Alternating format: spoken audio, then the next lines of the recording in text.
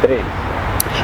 Hello viewers, we want to take this opportunity to thank you for even hosting this program, and even as a Money Counseling Center and Training Institute, we would want to acknowledge that May being a mental health awareness month, and so it's very important that we bring this subject for today, even to make you aware of certain issues to do with mental health. First, I want to start by introducing my panelists. On my immediate left is Sophie Miruki, who is a clinical psychologist.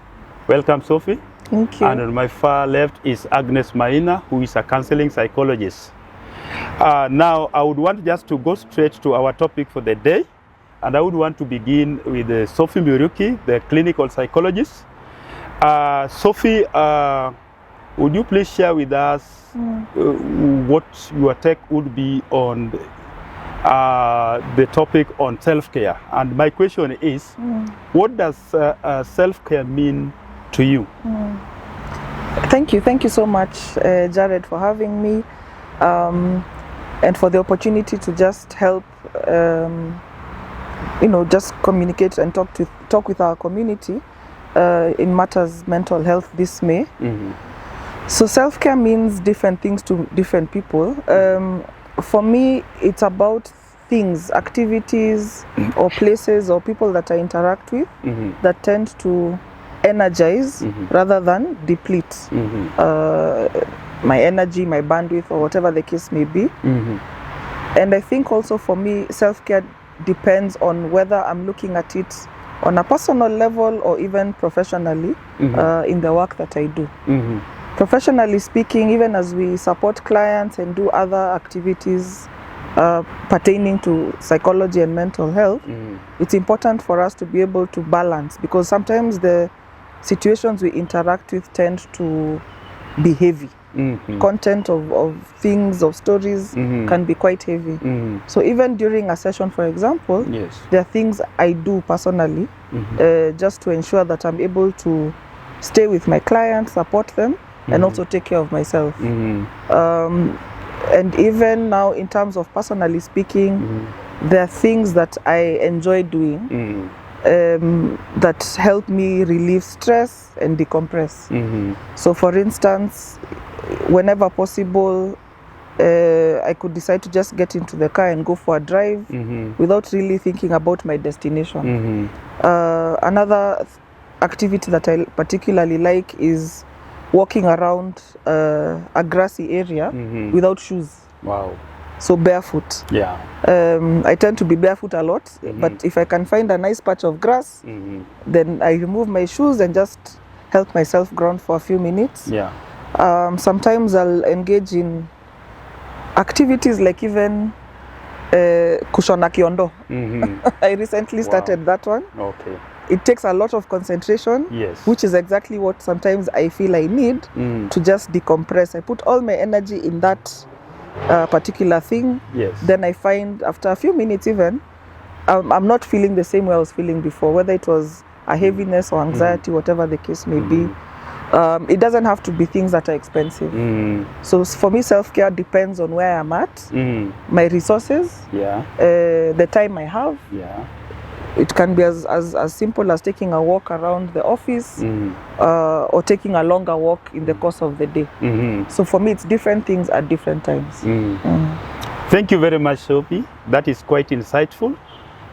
Sophie is connecting us, in fact, critically touching on the me and the what I do. And Sophie is also raising up issues like you also need to take care of yourself, even in line with even what you do. Yourself is important. Building onto that, Agnes, you can see we are talking to these two ladies, and we are talking of a mother here, we are talking of a professional lady here, we are talking of a wife here. And so, Agnes, back to you. What support system do you need to help you balance your life? And that is Agnes, the mother, the professional, the wife. Thank you.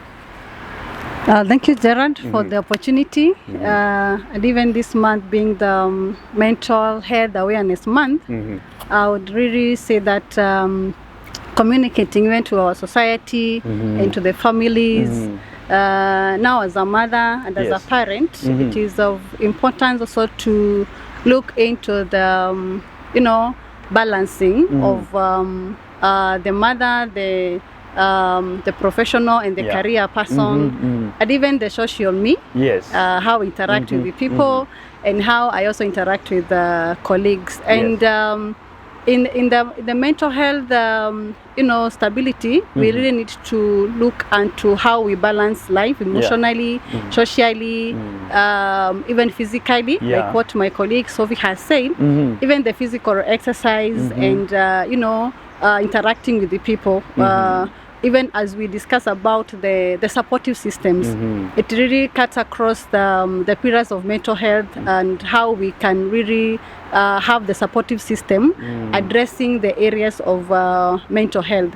For instance, when you interact with your networks that really support your emotional being, you are able really even to be more productive in your profession, be more productive even as a family person, as a career person, even as a social person. And we say that the three areas that can really help you to really get the support system well is from your family. One is from your family.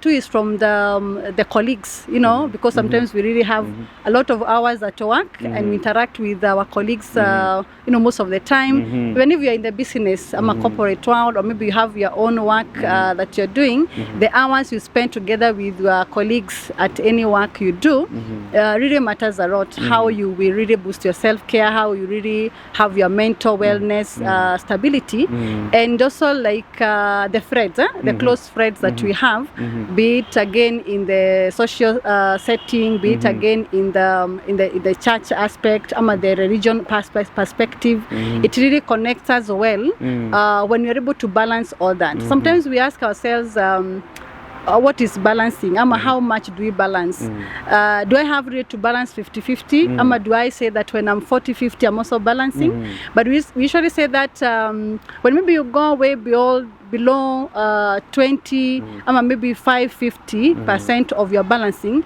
we can say you really need to seek help also. Because sometimes you may not really manage to go 50-50 in your balancing, like what we discuss in terms of work-life balance. But when you're maybe somewhere, when I find myself, I'm able to balance emotionally, socially, physically, and sometimes maybe spiritually, you're not able really to attend to all your spiritual being's needs. You can say that at least I have managed 30, I'm a 40-50, and that maybe you're doing very well. But when it gets maybe below 10 and you're not able really to work well with self in so many areas, then we can say that you really need to look into your mental health stability.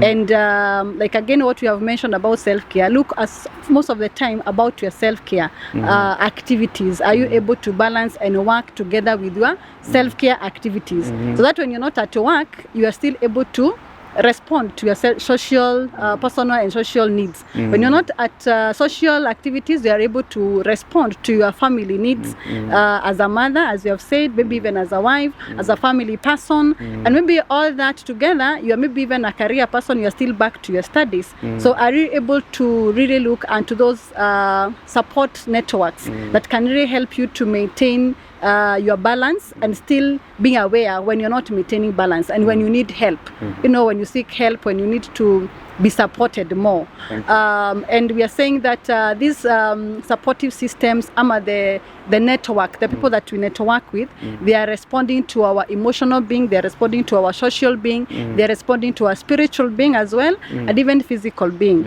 and psychological being. So when you realize that the people that maybe you're networking with, they are draining you in those pillars of mental health, then you really need again to maybe review and evaluate, like, am I in the right space of supportive system? They are making me more, not able to work well or balance what I'm doing with the life.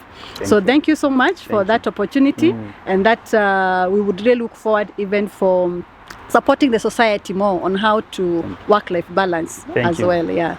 Thank you so much, Agnes. Thank you so much, Sophie. Sophie has talked to us about me and what I do, and that is in self-care. Agnes has also talked to us about the different spaces that we belong. In fact, taking it a notch higher, even talking about our social life and how we can fall in place in those different spaces.